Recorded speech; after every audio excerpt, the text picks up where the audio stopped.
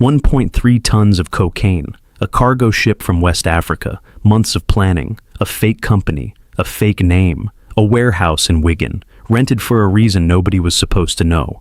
They had thought of everything, every detail, every cover story. And then, one thing stopped it. Not the police, not an informant, something far more ordinary than either of those. Something nobody planned for, nobody even thought to plan for.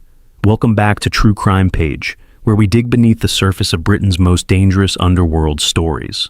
The crimes built on greed, power, and secrets worth killing for.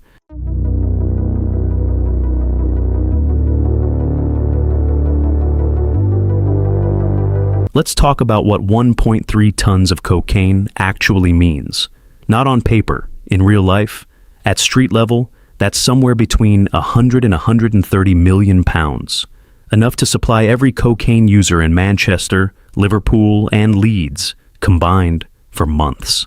That's not a statistic. That's schools, estates, families. Now, the men behind it. The boss went by a nickname, Thor. His real name was Darryn Schofield, 45 years old, no fixed address. He coordinated everything from a distance, kept his hands clean, or so he thought. Then there was Stephen Martland, 70 years old. His job was simple: rent the warehouse, source the chemicals, stay in the background.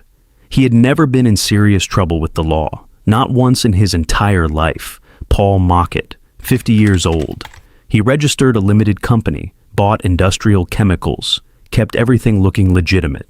And then there were 6 more. Supply chain workers, storage men, a distributor, all from the Northwest, all in their 40s and 50s. But before any of this could happen, they needed something that would hold the whole operation together. A cover story, one so ordinary that nobody would question it. And the story they came up with was almost embarrassingly simple. Somehow, they almost pulled it off. So how do you move 1.3 tons of cocaine into Britain? Apparently, you pretend to sell Amazon returns.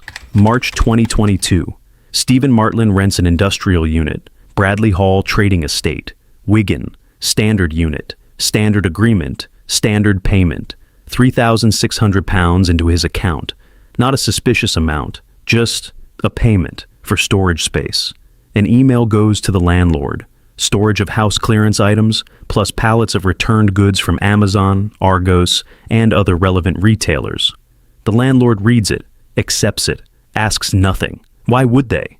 It was the most boring email imaginable, a criminal operation worth hundreds of millions of pounds, hidden behind second-hand toasters from Argos. While Martland sorted the warehouse, Paul Mockett was handling something else. He registered a limited company, B.H. Supplies Limited.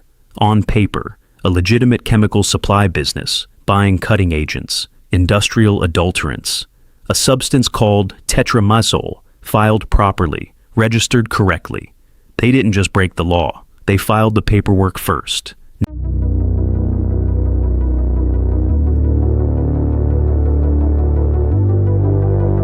Now, the shipment, April 2022. As someone contacts a food importer called Yadco Foods. The name they give, Paul Jones, not his real name. And notice the spelling, J-H-O-N-E-S, not Jones. Jones. A deliberate misspelling, small enough to look like a typo, careful enough to create distance. If anything ever came back, Paul Jones didn't exist. A ghost built from a single wrong letter. The order placed under that name, Gary flour, cassava flour, palm oil, 1,000 bags, 20 kilograms each, 20 tons of food. Legitimate, documented, processed through proper channels. The perfect thing to hide something underneath. May 2022. The JPO Gemini leaves Freetown, up the west coast of Africa, through the Strait of Gibraltar, into the Mediterranean, back out through the Atlantic approaches, weeks at sea, 2 containers among hundreds, a paper trail that checked out at every point, a food import, declared, documented, legitimate. Nobody on that ship knew what was inside, nobody needed to. Back in Wigan, the warehouse sat empty, waiting. Back in Liverpool, the lab sat ready, waiting. And Schofield, No fixed address, moving, coordinating from a distance. Watching a plan he had spent months building, move slowly through open water toward England. 3 months passed between that ship leaving Freetown and the moment it reached British waters. 3 months of the gang going about their business. Supply runs, phone calls, normal days. 3 months of waiting for one delivery that would make everything else worthwhile. And underneath all that, flour. In blue sacks. Something that had no business being on that ship. On paper, this was a routine food import. Processed correctly, documented correctly, moving through the right channels. In practice, one of the largest cocaine shipments ever bound for the northwest of England. And somewhere in Chorley, a 70-year-old man with no criminal record was about to become the landlord of Britain's most dangerous warehouse. He probably told himself it was just storage, just business, just flour. There was only one thing left to do. Get the containers through the port, into the lorry, down to Wigan. Simple, straightforward, or so they thought. Felixstowe. A border force officer opens the container. Routine inspection, flour first, bags of it. Exactly what the paperwork said. And then, further in, deeper, blue sacks, 1.3 tons of cocaine, sitting underneath a legitimate food shipment, thousands of miles from where it started. One container check. That was all it took.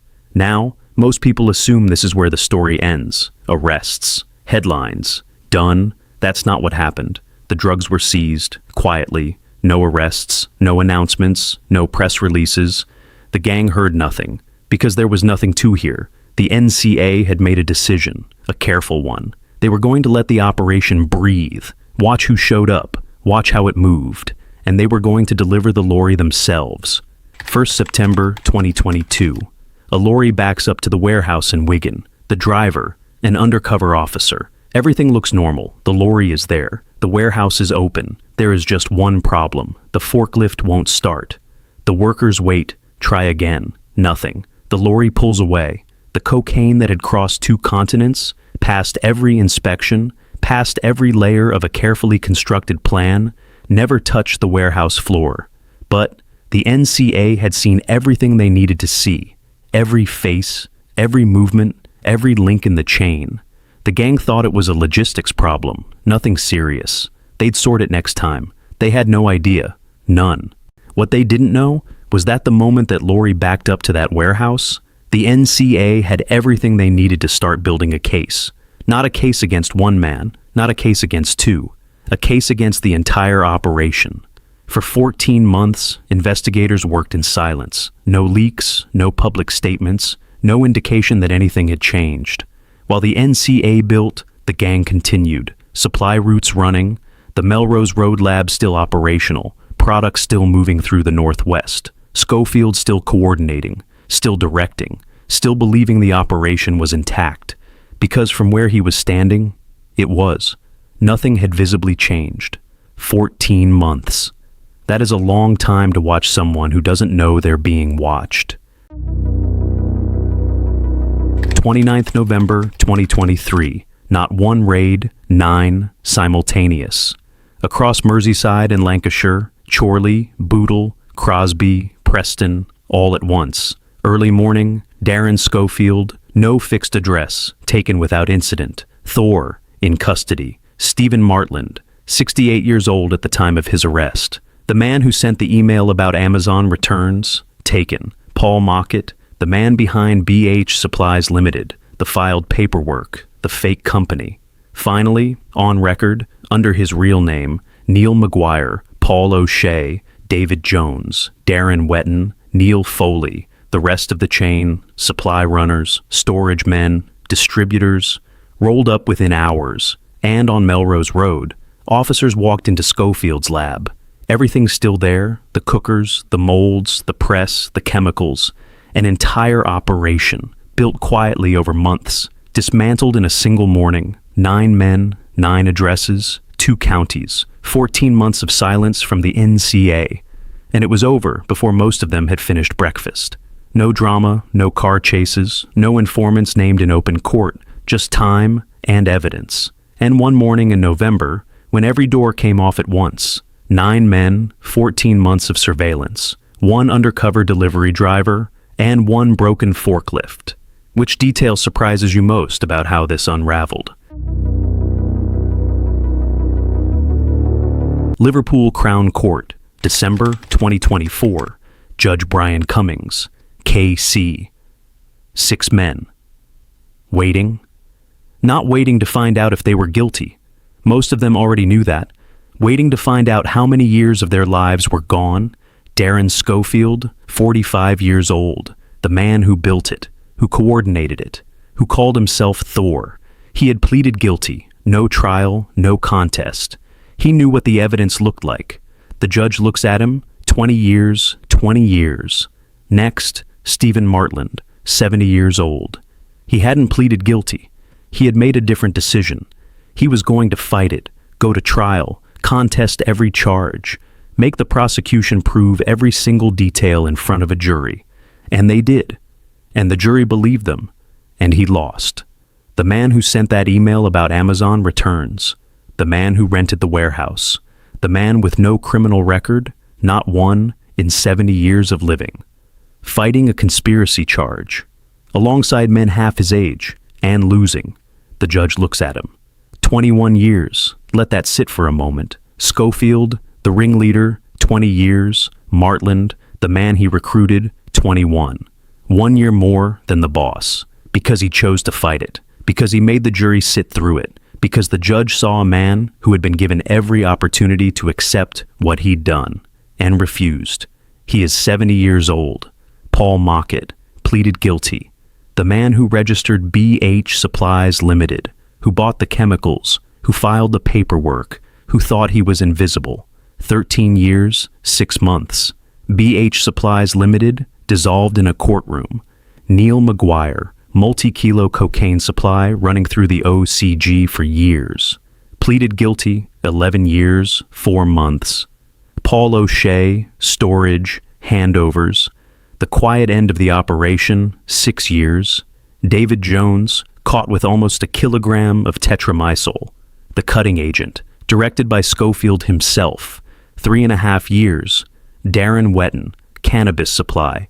December 2022. 12 months, suspended. He walks out. And then Neil Foley, 46 years old, acquitted. He walks out too. The judge, before handing down the sentences, spoke about what operations like this one actually do. Not just the drugs, not just the weight or the street value, the damage left behind, the communities hollowed out, the families pulled apart, the lives built around dependency, that someone else manufactured for profit. Quietly devastating was how it was described. 6 custodial sentences. Add them up. More than 75 years combined. 75 years of human life handed back to the state in a single afternoon. And the man who wrote an email about returned goods from Argos. The man with no record. The man who was 70 years old.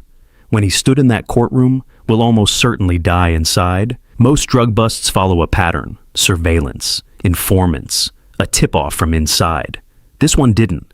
What made this case different wasn't the scale. It was the method. No violence, no firearms, no corrupt port workers, no inside man. Just paperwork, flour, and a fake email. A ghost built from a misspelled name. A company registered on paper. A warehouse rented with a story about Amazon returns. That was the entire architecture of it. And in the end, that's also what made it fall. It wasn't an informant. It wasn't a wiretap. It wasn't a lucky break from inside the operation. It was a border force officer doing a routine container check at Felixstowe and a forklift. That wouldn't start. 2 ordinary things. Against something extraordinarily carefully built. The carefully built thing lost. 1.3 tons of cocaine. Seized before it reached a single street. A single estate. A single family. The NCA called it a major disruption. That's the official language. Clean, measured, appropriate. But think about what that actually means. Think about Manchester, Liverpool, Leeds. Think about what 1.3 tons, at street level, does to a place. We said those words at the beginning of this story. They still mean the same thing at the end of it. For those communities, this was something more than a major disruption. It was the thing that didn't happen. And sometimes, the things that don't happen matter most of all. If this one was worth your time, The next one is already up. I'll see you there. If you want more true crime cases like this, hit like, subscribe, and turn on notifications.